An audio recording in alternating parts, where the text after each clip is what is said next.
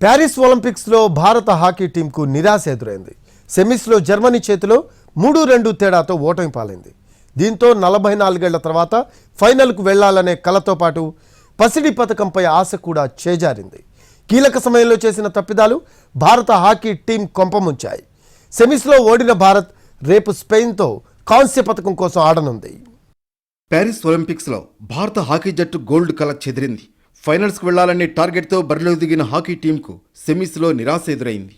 ఉత్కంఠగా సాగిన సెమీఫైనల్లో జర్మనీ చేతిలో 3-2 తేడాతో ఓడిపోయింది హర్మన్ ప్రీత్ సేన.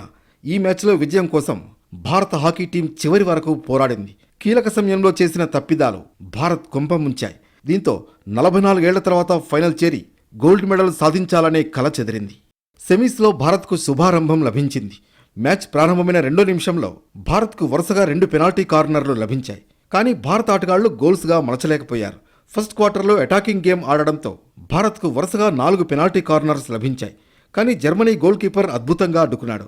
ఆ తర్వాత మరింత దూకుడుగా ఆడిన భారత్ జర్మనీ డిఫెన్స్ను ఛేదిస్తూ పదే గోల్ పోస్ట్పై దాడి చేసింది. 7వ నిమిషంలో లభించిన పెనాల్టీ కార్నర్ను హర్మన్ ప్రీత్ సింగ్ గోల్గా మలిచి భారత్ ఖాతా తెరిచాడు. ఫస్ట్ క్వార్టర్ను భారత్ 1-0తో ముగించింది.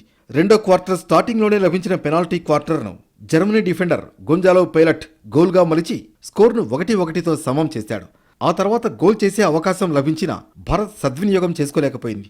ఆ కాసేపటికే భారత డిఫెండర్ హర్మన్ ప్రీత్ సింగ్ చేసిన ఘోర తప్పిదంతో జర్మనీకి పెనాల్టీ స్ట్రోక్ లభించింది. క్రిస్టోఫర్ రుహర్ గోల్ కొట్టి జర్మనీకి 2-1తో ఆధిక్యాన్ని అందించాడు. థర్డ్ క్వార్టర్లో స్పీడ్ పెంచిన భారత్ ప్రత్యర్థి గోల్ పోస్టుపై వరుస దాడులు చేసింది. ఈ క్రమంలో దొరికిన పలు పెనాల్టీ కార్నర్లు వృధా అయ్యాయి. అదే సమయంలో లభించిన పెనాల్టీ కార్నర్ను హర్మన్ ప్రీత్ గోల్ కొట్టే ప్రయత్నం చేశాడు. కానీ బంతి టార్గెట్ను మిస్ అవ్వగా సుఖ్జీత్ గోల్ పోస్టులోకి పంపించి 2-2తో స్కోర్లు సమం చేశాడు.